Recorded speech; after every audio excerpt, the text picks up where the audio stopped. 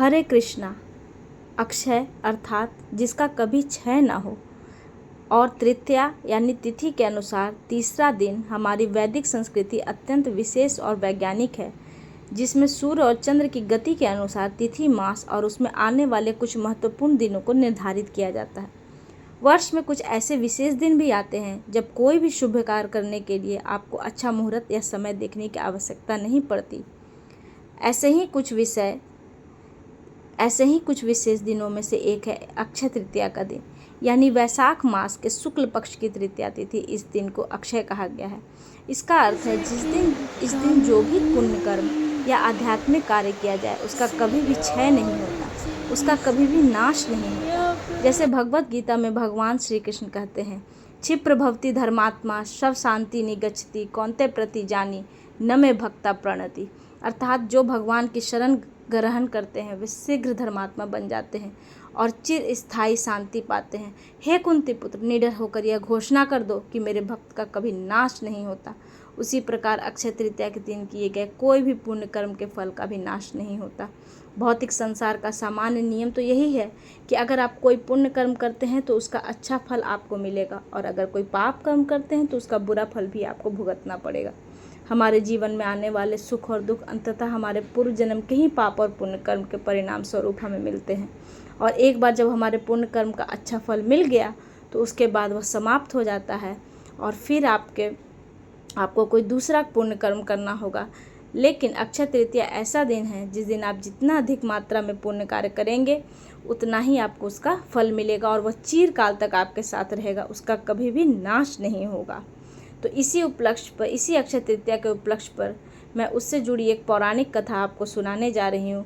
इस दिन पूर्ण रूप से जो कथा ये सुनता है, शुरू से लेकर अंत तक उसे अक्षय पुण्य फल की प्राप्ति होती है। तो आइए आज की कथा आरंभ करते हैं। और अगर आप पहली बार इस चैनल पर आए हैं तो प्लीज़ इस चैनल को सब्सक्राइब कर लीजिए और नोटिफिकेशन बटन को भी ऑन कर लीजिए, क्योंकि यहाँ पर आपको समय समय पर विभिन्न त्योहारों से जुड़ी, हमारी वैदिक संस्कृति से जुड़ी कहानियों का पता चलेगा और कथाएँ भी प्राप्त हो सकती हैं। तो चलिए कथा का आरंभ करते हैं। यह प्राचीन समय की बात है, जब यह पृथ्वी अनेक महान राजाओं और तेजस्वी ऋषि मुनियों से सुसज्जित थी। चारों ओर धर्म और सुख का वास था, लेकिन फिर भी कर्म का चक्र सबके लिए एक समान कहाँ होता है।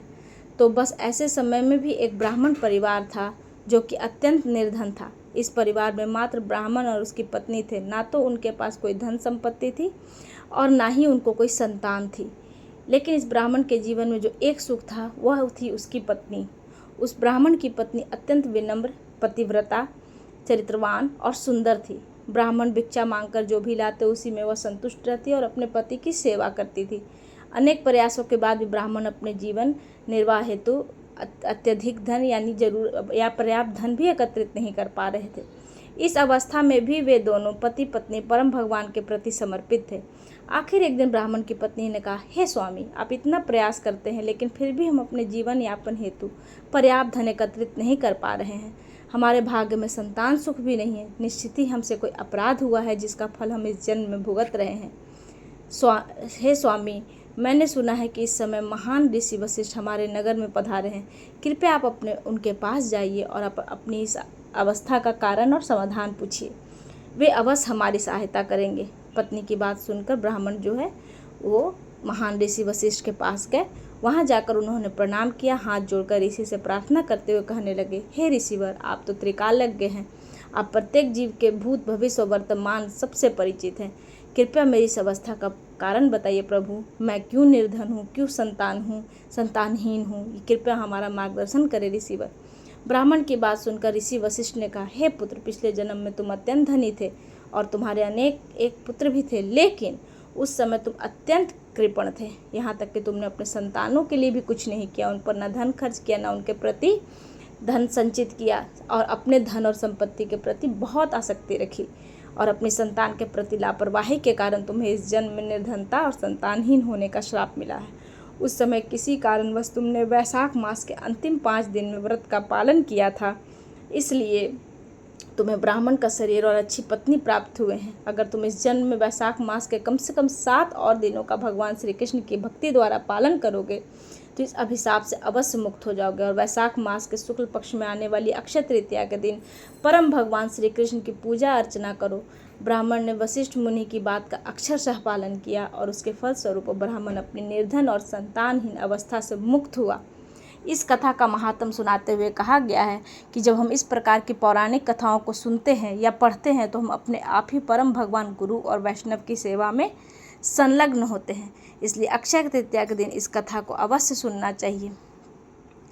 सिंहाचल में भगवान नरसिंह देव के एक विग्रह है जिन्हें संपूर्ण वर्ष के लिए दौरान चंदन लगाकर रखा जाता है, लेकिन अक्षय तृतीया का यही वह एकमात्र दिन है जब उनके शरीर से चंदन उतार लिया जाता है।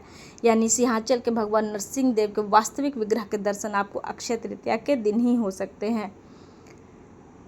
जगन्नाथपुरी धाम में हमारे प्रिय जगन्नाथ बलदेव और सुभद्रा जी के रथ की तैयारी भी आज ही के दिन शुरू होती है। वृंदावन में बांके बिहारी मंदिर में भगवान श्री कृष्ण के चरणों के दर्शन में वर्ष में सिर्फ एक बार अक्षय तृतीया के दिन इसी दिन होते हैं। इसी दिन से गंगोत्री, यमुनोत्री और बद्रीनाथ के द्वार भी खुल जाते हैं और 4 धाम यात्रा प्रारंभ होती है।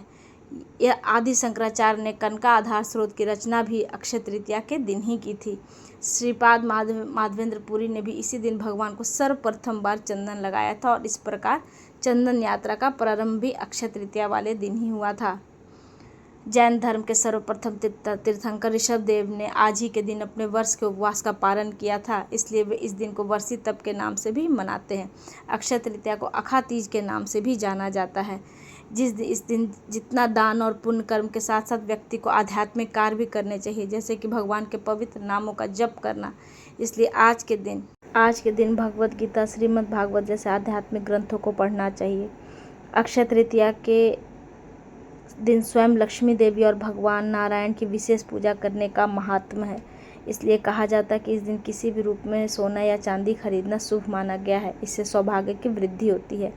इसके उपरांत आप घर, जमीन, दुकान, प्लॉट, गृह प्रवेश कुछ भी कर सकते हैं। विवाह भी इस दिन किया जा सकता है और नई पुस्तकें, नए वस्त्र भी खरीद सकते हैं। कोई नया व्यवसाय शुरू करना चाहते हैं तो अक्षय तृतीया का दिन सबसे शुभ है। कोई भी मांगलिक कार्य इस दिन करना बहुत ही शुभ है। अक्षय तृतीया के दिन भगवत गीता, श्रीमद् भागवत ग्रंथ खरीद के आप दान भी कर सकते हैं। जिनको ज़रूरत है उनको, या अपने मित्रों या संबंधियों को भी बांट सकते हैं। सबसे महत्वपूर्ण अक्षय तृतीया के दिन ही इस्कॉन के प्रत्येक मंदिरों में चंदन यात्रा का प्रारंभ होता है। चंदन यात्रा यानी इस गर्मी की ऋतु में 21 दिन तक भगवान के विग्रह शरीर पर चंदन का लेप लगाया जाता है। इसके दर्शन अत्यंत दुर्लभ और विशेष होते हैं। तो अक्षय तृतीया वाले दिन अवश्य वहां जाइए और भगवान के विशेष श्रृंगार के दर्शन करिए। यह चंदन यात्रा कैसे शुरू हुई और इसके पीछे की कथा क्या है, अगर आप यह जानना चाहते हैं तो हमें नीचे कमेंट बॉक्स में ज़रूर लिखकर बताइए। इस पर एक अलग से मैं वीडियो बना दूंगी। इस दिन कोई उपवास नहीं रखा जाता है, इसलिए आप भगवान के लिए स्वादिष्ट भोग लगाकर उसमें तुलसी पत्र रखकर उन्हें आप अर्पित कर सकते हैं। स्वयं उस प्रसाद को स्वीकार करिए और बिना लहसुन प्याज के खाने को बनाइए। महत्व होता है, इसलिए आप अपनी क्षमता अनुसार किसी भी सुपात्र व्यक्ति को जरूर दान करें। नज़दीक के मंदिर में जाकर दान कर सकते हैं। हम आशा करते हैं कि आपको आज की अक्षय तृतीया की कथा ज़रूर अच्छी लगी होगी। अगर आप वैदिक सनातन के ज्ञान को पाना चाहते हैं तो कृपया हमारे चैनल को ज़रूर सब्सक्राइब करें। और अगर आपको हमारी कहानी पसंद आती है तो प्लीज़ मेरे चैनल को सब्सक्राइब करें और ज़रूर से आज के दिन कुछ न कुछ अच्छा ज़रूर करें, ताकि आप सबका जीवन भी अच्छा बना रहे और सब भगवान हम सब पर अपनी कृपा बना कर रखें। जिनके जीवन में जो भी संघर्ष है भगवान उसे ख़त्म करे और उनके जीवन को सुंदर बनाए। तो प्लीज़ मेरे चैनल को सब्सक्राइब कीजिए, लाइक कीजिए, शेयर कीजिए मेरे वीडियोस को। और जैसा भी लगे मेरी कहानी के बारे में प्लीज़ मुझे बताइए। और अगर आपको और भी कोई कहानी या कोई विशेष त्यौहार की जानकारी चाहिए तो आप प्लीज़ मुझे कमेंट बॉक्स में लिख सकते हैं। Thank you.